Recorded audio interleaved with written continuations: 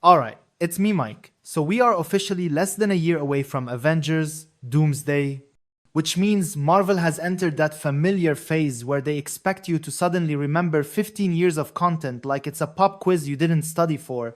Because next December, we're apparently watching heroes from across the multiverse team up to fight Doctor Doom, end the multiverse saga, and somehow convince us that all of this chaos was always part of a plan.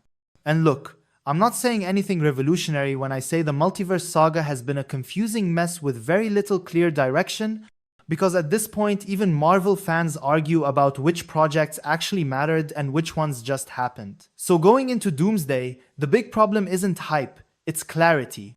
From a distance, it's genuinely unclear which movies and shows are actually important for this crossover, and which ones you can safely pretend never happened. Which is why today I'm breaking down a Doomsday watch guide, going through every major multiverse saga project and telling you whether it's required, recommended, or something you can skip without the multiverse collapsing.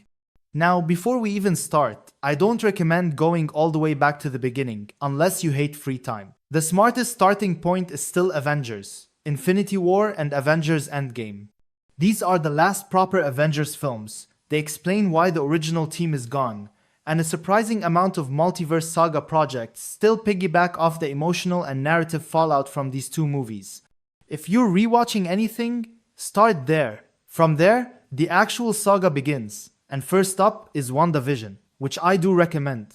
It sets up one of the biggest multiverse-related movies, introduces Monica Rambeau, who quietly becomes way more important later, and honestly, it's one of the few Disney Plus shows that felt like it knew what it wanted to be from the start.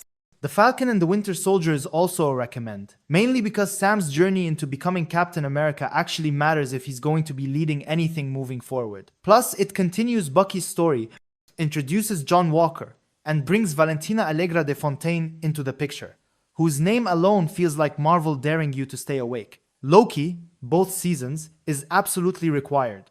This is where the multiverse actually becomes a plot instead of a buzzword. The TVA is introduced, and even though Kang is no longer the Endgame villain, the mechanics and consequences established here are clearly not going away. Black Widow is a bit awkward because it's set earlier, but I still recommend it because Yelena and Red Guardian become important later, even if Taskmaster kind of exists and then doesn't matter. What If is the first thing you can safely skip.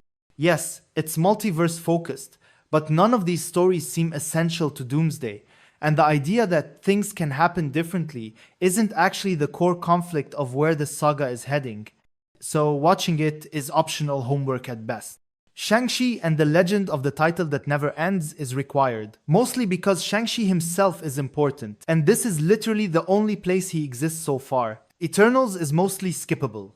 One element pops up later, but the majority of this movie and its characters feel completely disconnected from where the saga is going, which is impressive considering how hard it tried to feel important.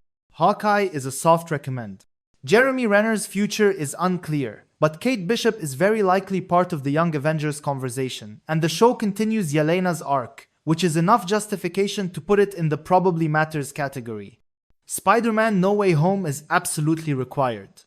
It's the first movie that really made the multiverse feel like a narrative engine instead of a gimmick, and even if Spider-Man's role in Doomsday is still unclear, the multiversal groundwork alone makes it essential. Moon Knight is skippable for now. Great performance, interesting character, but nothing about its story has connected meaningfully to the wider saga yet. Doctor Strange in the Multiverse of Madness is a recommend, even if it's messy, because it doubles down on multiverse consequences, introduces America Chavez, and leaves enough loose ends that Marvel can't just pretend it didn't happen. Miss Marvel is recommended because Kamala is clearly being positioned as a young Avenger, and her story doesn't exist in a vacuum anymore. Whether you like Thor Love and Thunder or not, Thor is in Doomsday, so yes, you have to rewatch it. And no, this isn't the first time Marvel has forced us to revisit a Thor movie for continuity reasons. She-Hulk is skippable, unless Marvel surprises everyone, and I don't think many people will be upset about that. Werewolf by Night is an easy skip. It exists in its own corner and seems completely irrelevant to Doomsday. Black Panther Wakanda Forever is required. as it establishes Shuri as the new Black Panther and sets up characters that are definitely coming back. The Guardians Holiday Special is skippable fun, nothing more. Ant-Man and the Wasp. Quantumania is unfortunately a recommend because Paul Rudd is returning, and this was his last major outing, even if the villain it set up is no longer the point. Guardians of the Galaxy Volume 3 is weirdly skippable for Doomsday specifically, because as packed as this movie already is, it makes sense that the Guardians sit this one out until later. Secret Invasion is a hesitant recommend, mainly because Nick Fury continues here and the idea of a Skrull infiltration could have long-term consequences Marvel hasn't cashed in on yet. The Marvels is a recommend because Monica Rambeau ends up in an X-Men universe and Kamala's Young Avengers setup continues, which feels too important to ignore. Echo is skippable. There's really nothing to argue there. Deadpool and Wolverine is required, as it's the next major multiverse film, and introduces concepts like anchor beings that almost certainly factor into Doomsday. Plus, there's a strong chance Deadpool himself shows up. Agatha All Along technically continues Wiccan's story, but whether that's enough to matter remains questionable, so consider it optional. Captain America Brave New World is a required watch, as it continues Sam's story and clearly sets up the reformation of the Avengers. Daredevil Born Again looks more street level and can be skipped for Doomsday specifically. Thunderbolts is absolutely required since it's essentially a new Avengers adjacent team. Ironheart is a cautious recommend because while it doesn't scream Doomsday, there are enough underlying threads that could connect later. Fantastic Four. First Steps is non-negotiable. This is their introduction. Doom is teased. And skipping it would be like showing up late to the movie and asking who the villain is. Wonder Man is unknown, but at this point you might as well watch it.